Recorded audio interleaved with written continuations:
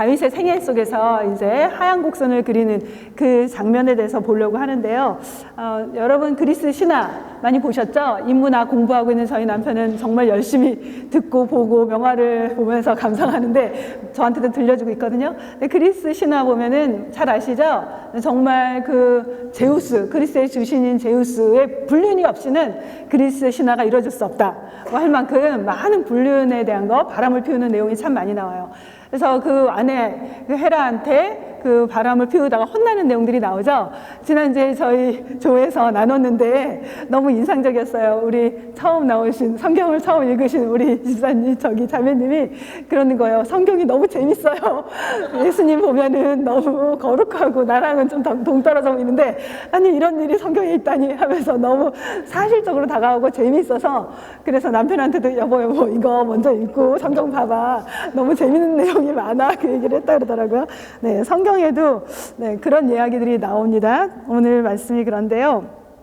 예, 한국 역사도 그런 게 많잖아요. 보면은 아버지를 대항해서 왕위를 찬탈하려고 했던 그 이방원, 또 조카를 죽이고 왕위 자리에 오르려고 했던, 그래서 정말 피비린내 나는 그런 살인 행각을 벌였던 그 세조, 그리고 또 우리 잘 알죠. 비정한 아버지 영조 같은 왕의 그 권력을 중심으로 해서 피 흘리는 그런, 어떻게 보면 정말 가장 가까이 사랑해야 될 가족들 사이에 일어나는 비극적인 이야기가 참 많이 현실 속에서 일어나는 걸 볼 수 있어요. 네, 성경에도 예외가 아닙니다. 불륜, 그리고 가족 내에서 사람을 죽이는, 피 흘리는 그런 전쟁이 일어나고 있죠. 네, 막장 드라마 같은 내용이 나옵니다. 그래서 여러분들이 보면은 성경에 이런 내용이 있다니, 성경을 처음 보신 분들은 그런 생각이 들 만큼 그 사사기 다음으로 다윗의 가족 안에서 참 너무 슬픈 비극 같은 일들이 많이 일어나는 걸 볼 수 있어요. 사무엘 그 상을 쭉 보면요, 저희가 배경을 보면은 사무엘에서 10장까지는 다윗이 이제 전쟁에서 이기고 나라의 통일왕국의 왕이 되는, 그러면서 나라의 기반을 갖추고 왕권을 확립해가는 과정을 다루고 있죠. 계속 전쟁에서 이기면서 승승장구하는 거예요. 계속 업되고 그 절정 클라이막스를 향해 갔죠. 그런데 10장이 지나고 나서는요, 다윗이 기억나신지 모르겠는데 죄를 짓게 되죠. 죄를 짓고 나서부터는 다윗의 이제 삶이 하얀 곡선을 가요. 그리고 그 하얀 곡선은요, 마지막까지 계속 이어집니다. 그래서 그 위대한 왕이었던 다윗도 저렇게 죄를 지었고, 다윗왕, 우리가 근접하기 힘들 만큼 그렇게 훌륭한 삶을 산 그런 사람만이 아니라 앞에서는 그런 모습이 많이 보이죠. 왜 다윗이 그렇게 위대한 왕이 되었을까에 대해서 많이 봤는데요. 이후에 나오는 것들은요, 우리로 하여금 그 다윗을 향한 기대치가 이제 실망하게 되는 그런 내용들이 많이 나오게 되거든요. 그걸 보면서 깨닫게 되는 건, 다윗은 그렇게 완전하지 못했고 완벽한 사람은 아니었다는 거, 여러분 마음에 좀 위로가 되세요? 네, 다윗왕도 우리랑 비슷한 면이 참 많았고, 어떻게 보면 나보다 부족한 것도, 나보다 잘못한 것도 있네 하면서 위로를 받는 분들도 계실 거예요. 그런데 정말 성경이 말하고자 하는 거는 뭘까요? 이 다윗왕에 대한 모든 이야기를 통해서 성경이 우리에게 정말 전해주고 싶은 건 뭐냐면요, 다윗왕이 연약하고 불완전하고 죄도 지었지만, 그러나 하나님은 그와 맺은 언약 때문에 그를 절대 버리지 않았어. 하나님은 여전히 그와 맺은 언약을 신실하게 지켜가시는 분이야. 그게 바로 성경 전체를 통해서 우리에게 말해주고자 하는 대주제예요.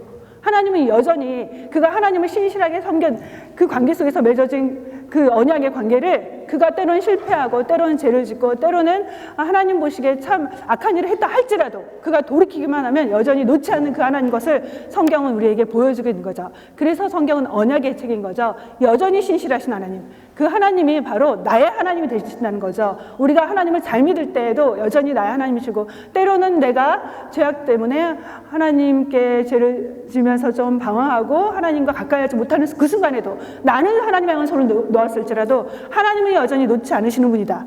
그걸 성경 우리에게 말해주고 있는 거죠. 네. 그런데 다윗의 이렇게 삶에서요, 불완전한 모습, 실패한 모습 많이 보이는데요. 그 중에 가장 대표적인 것을 뽑으라고 하면요, 바로 자녀 교육이죠. 예, 자녀 교육, 우리 날마다 실패하죠. 날마다 이러면 안 되는데 하다가 또 소리 지르고 오신 여러분 계신가요? 네, 다윗을 보면서 위로를 받길 바라고요. 다윗의 생애를 통해서 하나님이 우리에게 무엇을 말해주는지를 볼 수 있었으면 좋겠어요. 네, 우리 본문 내용 보면요, 대부분 아시지만 그래도 잘 모르는 분들, 제가 보니까 큐티를 다 열심히 하진 않더라고요. 저의 기대치를 저버린 분들이 있으시더라고요. 그래서 여전히 큐티는 해야 된다. 네, 그런 생각하는데 방학 동안에 여러분 꼭 큐티 결단하고 계속 할 수 있었으면 좋겠어요. 네, 오늘 내용은요, 잘 아시죠?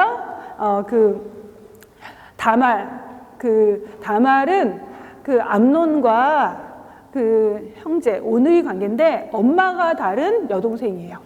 다말을 향해서 상사병을 앓고 있는 암논에 대해서 나오고요.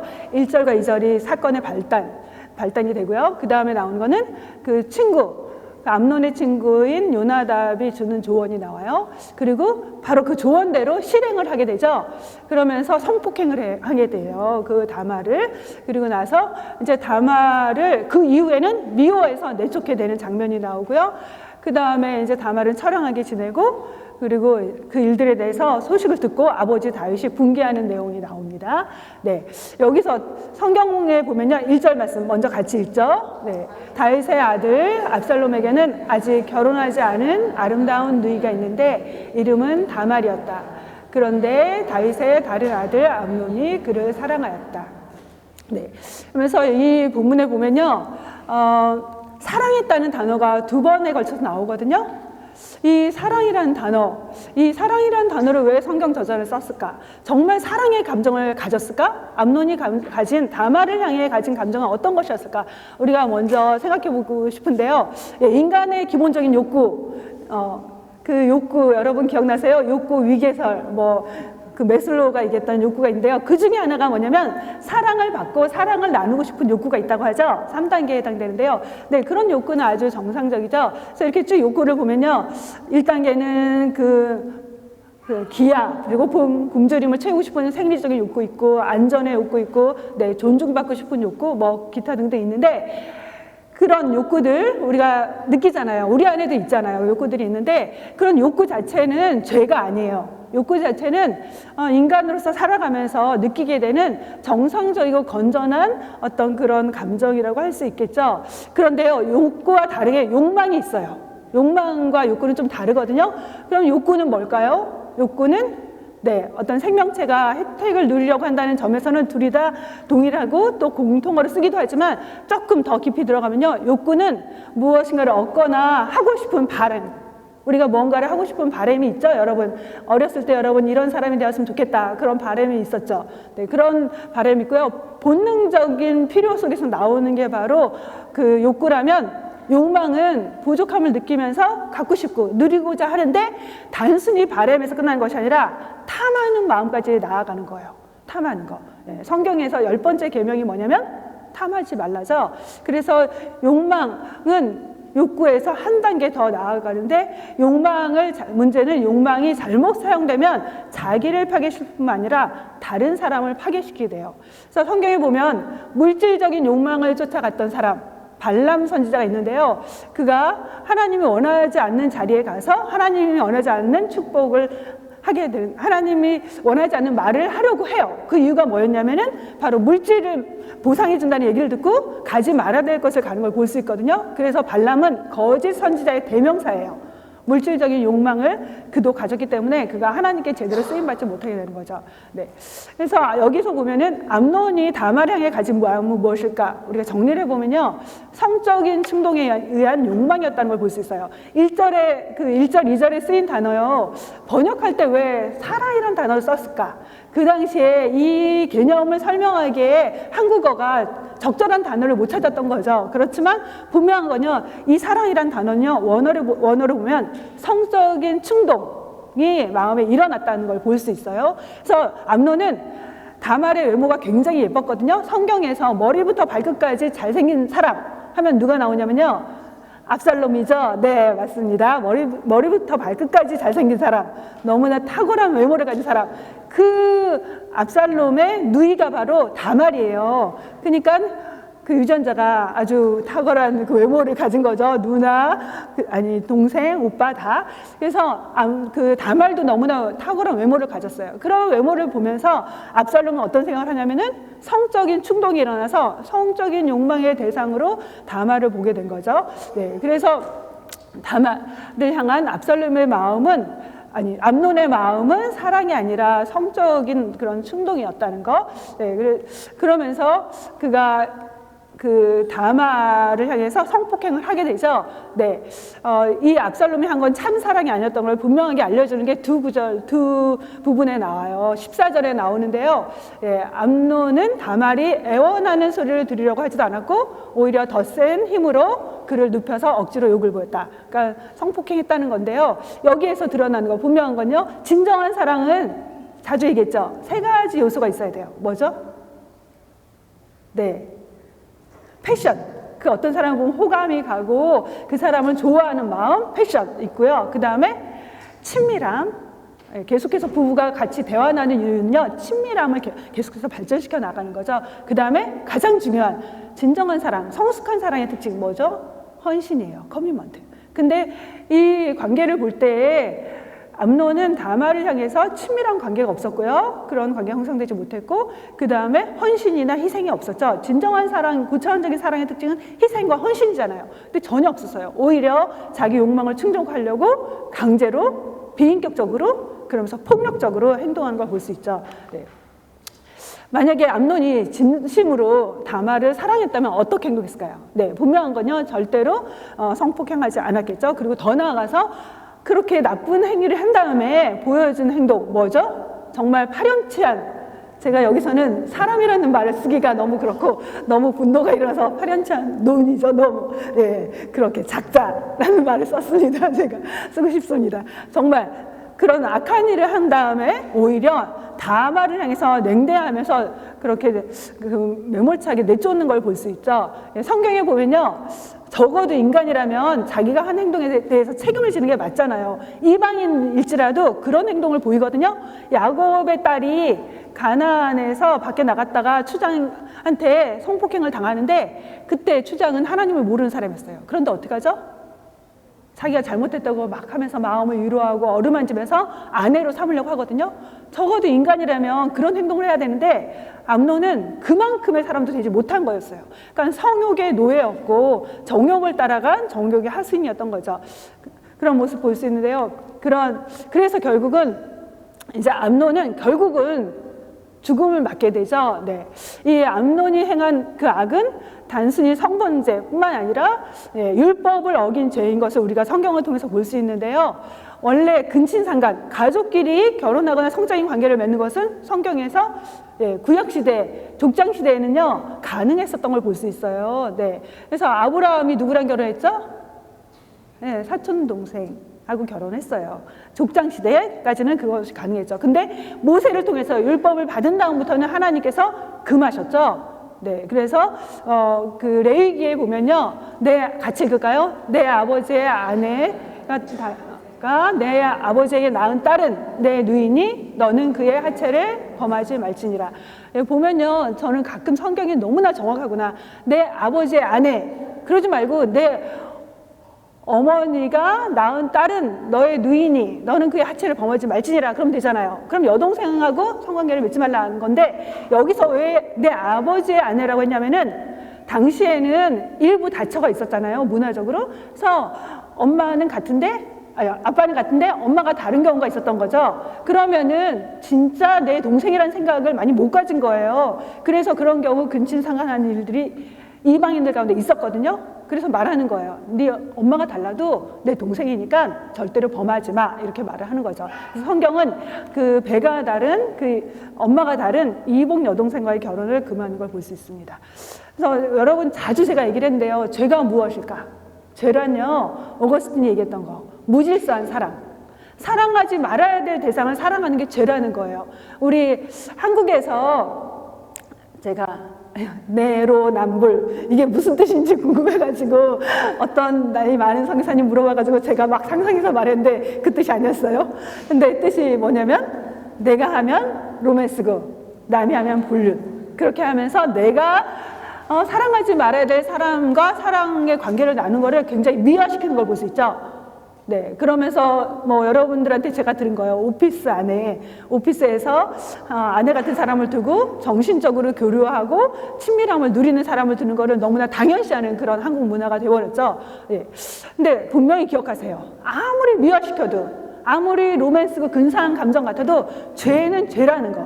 성경은 불륜은 불륜이고 죄는 죄라고 말하고 있죠. 아무리 사람들은 그것을 좋게 보고 괜찮은 해볼 만한 것이라고 아무리 나한테 말해도 그건 죄라는 거. 넘지 말아야 될 선이 있죠. 내가 사랑해야 될 대상은 내 남편이라는 거. 이 세상에서 내가 성적으로 유일하게 사랑하고 그런 관계를 누려야 될 사람은 내 남편밖에 없다는 거. 그걸 기억하셔야 돼요. 그래서 만약에 여기서 암논이 다말의 아름다움을 보고 그런 아름다움의 이끌림에 있었다면 그 아름다움을 어떻게 했었어야 됐을까? 우리가 죄를 처리한 데 있어서 가장 중요한 거, 죄악된 생각이 들어왔을 때 그 생각을 즉시 해결하는 거, 그것이 죄의 유혹 속에서 죄를 행동하지 않게 되는 비법이죠. 네, 죄는요 여러 단계를 거쳐요. 처음엔 생각으로 우리를 유혹하거든요. 그때 우리가 해야 될 건 죄를 행동하는 건 죄악이 되는 거거든요. 행동하기 전에 우리가 해야 되는 건 뭐냐면요, 죄악된 욕망이 왔을 때 그것을 처리해야 되는 거죠. 그러면 그는 아마 암논은 죽지 않았을 거예요. 생각해보면요, 암논은 다윗의 첫 번째 아들이에요. 장자예요. 첫 번째 아들이면 그 다음에 왕이 될 수 있는 가능성이 제일 많은 아들이었죠. 왕위를 계승할 수 있는 첫 번째 사유를 가진 사람이었어요. 그런데 그가 죄를 지어서 결국은 그 기회를 박탈당하게 되죠. 네, 잘못된 욕망은요 우리를 파멸로 인도합니다. 죄의 결과는요 죽음이에요. 성경은 말씀하거든요, 죄의 삭은 사망이다라고요. 예, 제가 오래전에도 자주 얘기했는데 그 안나 까레리나 그 책을 영화로 했는데요, 그 제일 처음에 나오는 게 뭐냐면요, 성경 구절이에요. 죄의 삭은 사망이다라는 그 말씀이 나와요. 그리고 첫 장면은 뭐냐면 한 사람이 기차에 치여서 죽게 되는 장면이 나와요. 누군가 자살한 거죠. 그런데요, 결말의 마지막 부분에 안나는 자기가 기차에 자기 몸을 던져서 자살하고 맙니다. 그 내용 전체에서 이끌어가는 내용은 뭐냐면요, 이 안나라는 여자는 가난한 집의 딸이었어요. 그래서 돈 많은 부자한테 결혼을 하게 됩니다. 그런데 너무 삶의 재미가 없죠. 그러다가 어떤 잘생긴 아주 멋있는 남자를 만나게 되죠. 그러면서 불륜 관계를 맺어요. 그리고 결국 이혼하고 새로운 가정을 이루지만 여전히 행복하지 못했다. 그래서 보여주는 게 뭐냐면요, 죄의 결과는 비참하다. 죄의 결과는 해피엔딩이 아니야. 죄의 결과는 불행이고 죄의 결과는 죽음이야를 보여주거든요. 네, 여러분 기억하세요. 욕망의 끝은요 파멸입니다. 금지된 욕망의 끝을 향해 달려가면요 마지막엔 죽음밖에 없어요. 그래서 파멸로 끝난 이유 보면요, 욕망을 따라갔기 때문에. 예, 우리는 어쩌면 그렇게 뭐 남편 외에 누군가를 사랑하거나 좋아하진 않을 거예요. 남편에 대한 끔찍한 사랑을 가지고 살아가는 여러분들이죠. 남편밖에 모르고. 네, 그렇죠. 내 남편으로 만족하며 살죠. 저는 만족합니다. 감사하고 기쁘고. 네, 그런데 우리가 그런 욕망을 안 가졌을지 몰라요. 그러나 우리 안에 물질을 향한 욕망은 없는가? 혹은 세상에서의 편안함을 추구하고자 하는 그런 욕망은 없는가? 하나님보다 내 만족을 따라가면서 살려는 그런 욕망은 없는가? 나를 즐겁게 하려는 그런 욕망 속에서 순간순간 선택하고 결정하지는 않는가? 우리 자신 안에 있는 욕망을 살펴볼 수 있었으면 좋겠어요. 그런데 어떤 욕망이건 간에 그 욕망을 쫓아간다면, 욕망이 절대가 된다면 그 끝은요 아름답지 못해요. 그리고 그 끝은요 우리를 파멸로 가게 할 수 있다는 거 기억할 수 있었으면 좋겠어요. 그래서 내 안에 하나님보다 더 사랑하는 뭔가에 대한 강한 집착, 과도하게 그것을 내 마음 뺏기는 거, 그런 것들이 있다면 그것을 끊어낼 수 있었으면 좋겠어요. 성도는요 욕망을 따라 사는 자가 아니라 하나님의 뜻에 대한 소망을 가지고 사는 자거든요. 성도 안에 품어야 될 뜨거운 바람, 무엇이 되어야 되냐면 하나님의 나라가 이 땅에 임하는 것, 한 영혼이 구원받는 것, 하나님의 뜻이 이 땅에 온전하게 말씀에 선포된 것들이 성취되는 것, 그것을 열망하고 갈망하고 소망하면서 사는 것, 그게 바로 그리스도의 삶이 되어야 되겠죠. 예, 기억하세요. 죄를 끊을 수 있는, 우리 안에 있는 욕망을 끊을 수 있는 가장 좋은 길은요 선한 열망을 가지고 그 선한 뜻을 바라보면서 소망하면서 헌신할 때만 가능하다는 것. 예, 목탁을 계속 두드린다고 해서 우리 안에 있는 욕망이 사라지는 않습니다. 물욕이 사라지지 않아요. 단지 하나님 우리에게 원하시는 그 뜻, 하나님 나라를 구하면서 하나님 맡겨주신 사명을 감당할 때 우리는 선한 열망을 이루면서 살 때 그 욕망이 사라지는 것뿐이죠. 그래서 우리가 이 방학에 자녀를 기쁘시게 하는 자가 아니라 나를 기쁘게 하는 자가 아니라 하나님을 기쁘시게 하려는 그런 열망을 가지고 살아갈 수 있기를 바랍니다. 그 암논의 삶에서 그 죽음, 그가 결국에 죽음을 맞게 되는데 그런 죽음으로 그 마지막 최후가 끝나게 된 이유가 있어요. 첫 번째는 그가 욕망을 따랐죠. 두 번째 이유는요, 교활한 친구의 조언을 따랐기 때문입니다.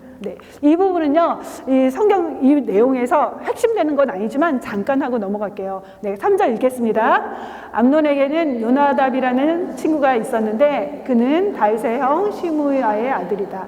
요나답은 아주 교활한 인물. 두 사이의 관계는요, 그 사촌지간이었어요. 다윗의 형의 아들이었거든요. 그런데 이 요나답의 특징을 성경은 뭐라고 말하냐면요, 교활하고 간교한 자라고 말하죠. 간교하다는 뜻은요, 사악하고 교활하다는 뜻인데요, 거짓으로 위장하고 속과 겉이 다른 그런 이중적인 게 바로 특징이죠. 성경에서 간교한 자, 최초의 간교한 자로 누가 등장하냐면요, 뱀이죠. 에덴 동산의 뱀의 모습을 위장하고 누가 유혹했죠? 사탄. 마귀가 유혹한 거잖아요. 사탄, 마귀를 향해 붙여진 별명이 바로 간교함이에요. 사탄은 언제나 거짓으로 위장하면서 간사하게 유혹을 하거든요. 그 암논을 죽게 한 출발점은 그 자신의 욕망이었죠. 그러나 그 욕망을 실행하게 한 사람은 바로 요나답이었죠. 여러분 기억하세요. 만약에 암논이 간사한 친구를 두지 않았다면 그는 그냥 욕망 속에서 괴로워하는 것으로 끝났을 거예요. 그런데 그 욕망을 실천하도록 옆에서 도운 악한 친구의 영향이 있었기 때문에 그 욕망을 실행하면서 결국 범죄하고 죽게 되는 거죠. 우리 인생 속에서 잘못된 선택을 하는 데는요, 때때로 악한 친구들의 영향이 있습니다. 우리도 조심해야 되지만 더 무서운 건 자녀들이죠. 우리 자녀들의 친구들 위해서 정말 여러분 기도하셔야 돼요. 우리 자녀들이 하나님을 사랑한 자를 친구로 삼을 수 있도록. 흔히 말해 금목자흑 있잖아요. 가까이 하는 자를 닮아가잖아요. 흰색의 친구를 가까이 하면 흰색처럼 되겠죠. 반대로 하면요, 검은색. 하나님을 싫어하는 사람하고 가까이 하면 하나님을 향한 마음이 극도로 식어질 수 있어요. 그래서 우리가 정말 우리 자녀들이 하나님을 사랑하는 자들과 친구가 될 수 있도록 그런 기도를 할 수 있기를 바랍니다.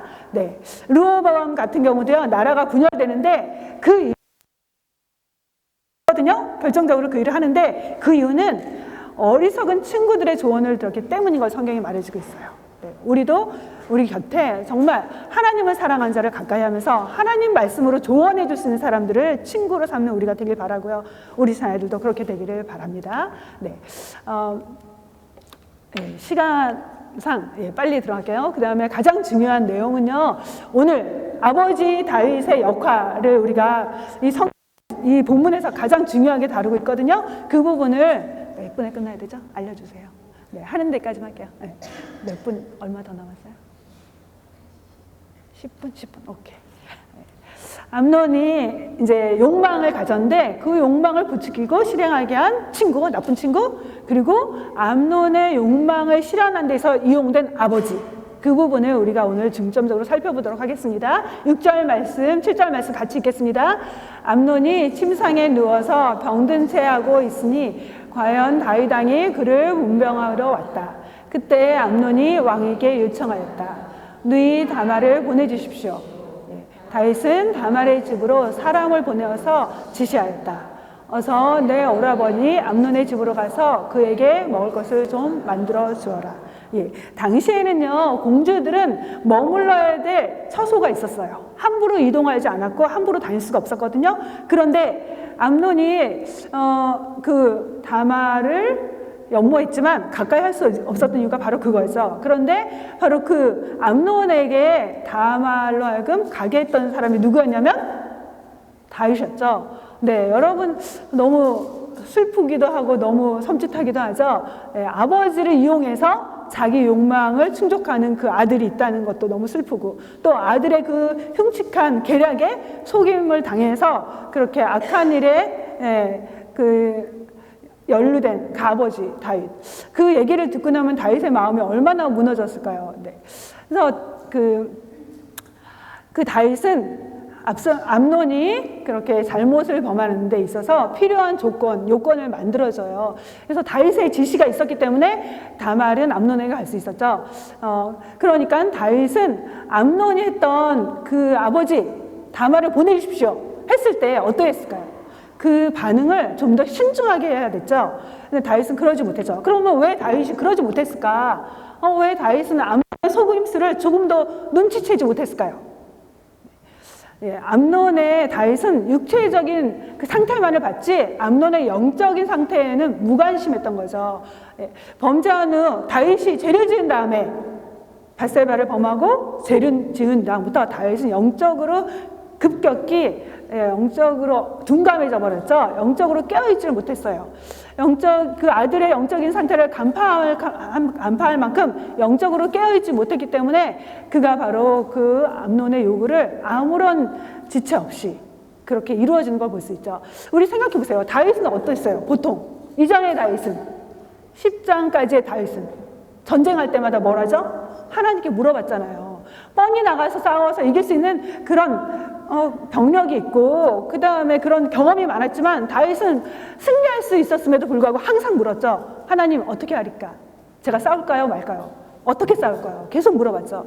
그런데 다윗은 이 사건에 있어서만큼은 전혀 하나님께 묻지도 않고 너무나 자기 생각대로 지체하지 않고 즉각적으로 그 일을 지시하는 걸 볼 수 있죠. 네.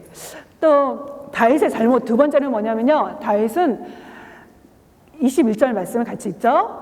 다윗 왕은 이 이야기를 모두 듣고서 몹시 분개하였다. 네, 자녀들 사이에 일어났던 이런 비극적인 일들, 슬픈 일들, 고통스러운 일들을 듣고 나서 어떻게 했냐면요. 매우 화를 냈어요. 그런데요.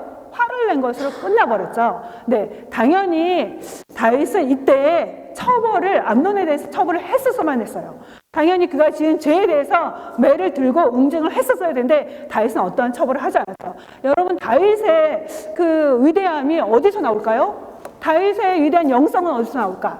다윗은요 사랑을 행하면서도 동시에 공의를 시행할 줄 알았던 사람이었죠. 그가 행할 때는 사랑과 공의가 조화를 이루어서 행하는 걸 볼 수 있어요. 그 다윗은요 그 사랑과 공의를 실행한다는 건 결국 뭐냐면요 하나님의 속성이 뭐죠?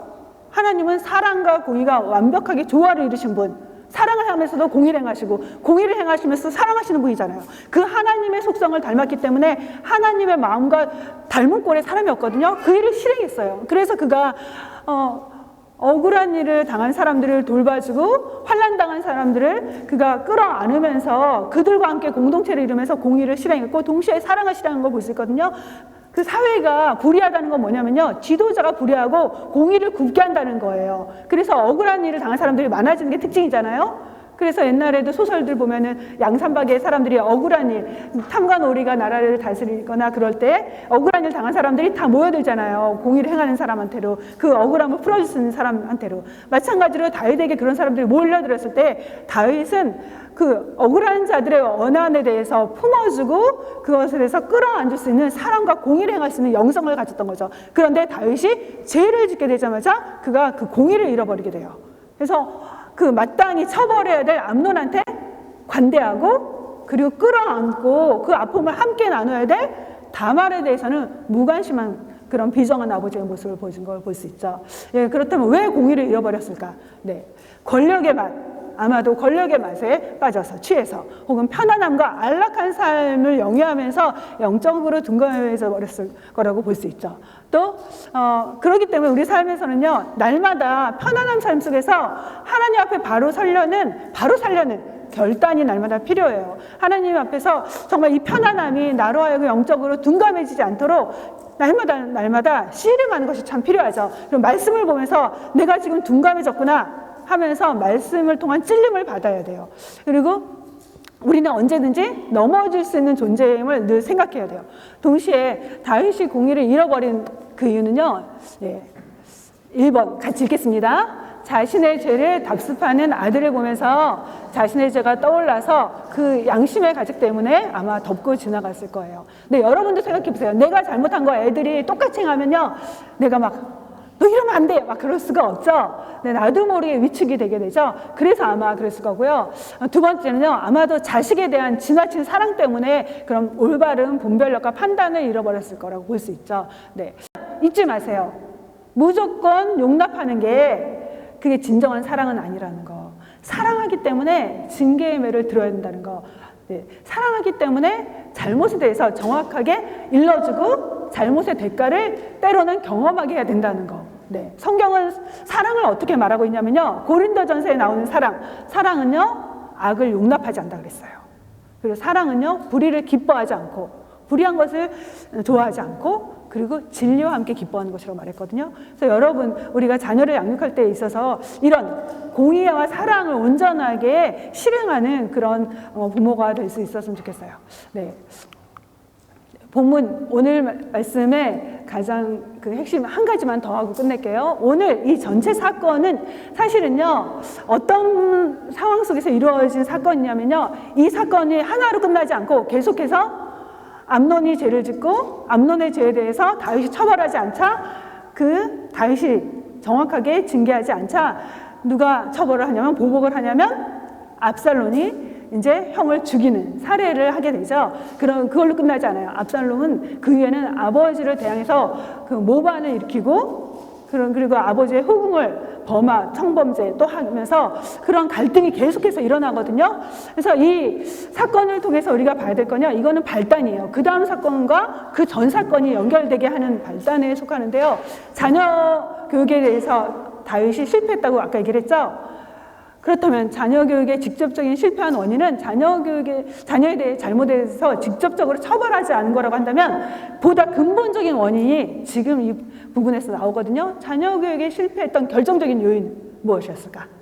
네, 다윗의 죄였죠. 다윗 자신의 죄 때문에 이러한 사건이 계속해서 연결해서 집안에서, 가문에서 일어나는 걸 볼 수 있어요. 그래서 암논 사건이 우리에게 주는 교훈은 뭐냐면요, 죄는 가만히 있지 않고 내가 지은 죄는 자녀들에게 영향을 끼친다는 거.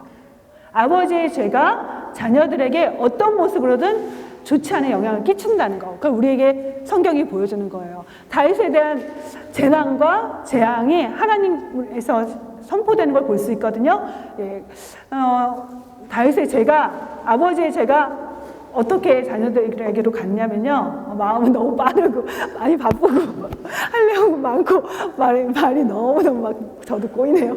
네, 아버지의 죄가 어떻게 이어졌어요? 암논에게 성범죄로 연결이 됐고, 또 살인을 교사했던 죄가 어떻게 이어졌어요?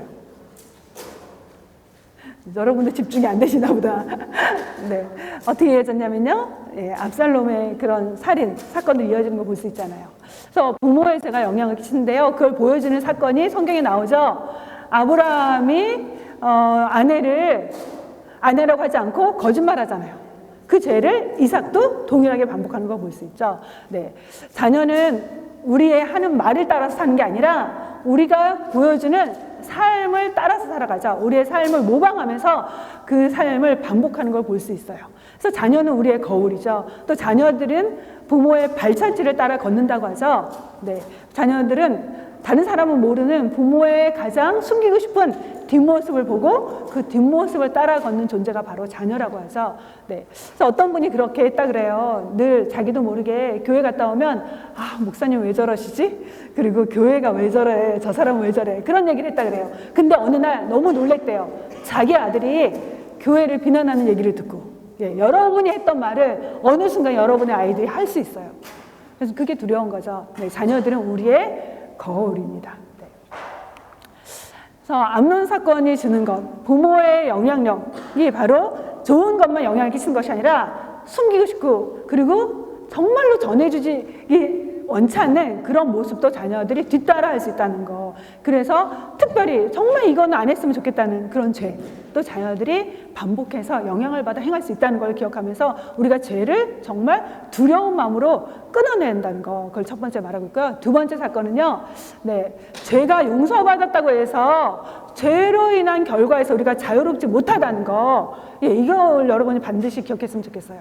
네, 하나님께서 이 사건을 쭉 보면요, 13장 1절 말씀 보세요. 같이 읽겠습니다. 그 뒤에 이런 일이 있었다. 네, 그 뒤라는 말이 나오죠. 암논이 동생을 범하는 사건 전에 어떤 사건이 있었다는 거예요. 그게 어디로 연결되냐면요. 12장으로 연결이 되거든요. 12장에 어떤 사건이냐면 뭐죠? 네, 다윗이 밧세바를 범하고 그 다음에 우리아를 죽게 만들고 그 다음에 누가 찾아와요? 나단 선지자가 찾아오죠. 그러면서 뭐라 그래요? 비유를 말하고 그래서 회개하게 만들죠. 다윗은 그때 회개를 했을까요? 안 했을까요? 했어요. 근데 회개하고 난 다음에 하나님께서 너 가문에 칼이 계속해서 있을 거야. 칼부림과 피 흘리는 게 있을 거야. 여기서 말해준 게 뭐냐면요. 우리가 신앙생활하면서 착각하는 게 있어요.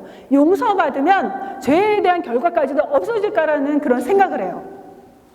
우리가 죄를 짓고 그러고 나서 하나님이 용서해 줬어. 그러면 나는 죄에 대한 결과에 대해서 아무런 책임이 없다라고 착각하기가 참 쉽거든요. 그런데 성경은 그렇게 말하지 않아요. 죄를 지으면 죄로 인한 결과가 있고 행동하던 죄는 반드시 결과물을 가져오는데 그 결과는 너가 책임져야 돼. 그 결과에서 너가 도망갈 수 없어. 그걸 뭐라고 말하냐면요. 죄의 책이라 그랬죠. 죄에 대한 책임. 잘못에 대한 처벌을 받아야 될 책임과 의무가 있다라는 거예요. 죄값을 치러야 되는 책임이 있다라는 거예요. 하나님은 그걸 보여주고 있죠. 다윗의 죄는 용서하셨지만 그래서 그 자리에서 죽지 않았어요. 그러나 죄에 대한 결과로서 그 가정 가운데 가문 가운데 피 흘리는 일들이 계속 일어날 거야. 이렇게 선언한 걸 볼 수 있죠. 네, 여러분 기억하세요. 죄가 무서운 건 뭐냐면요.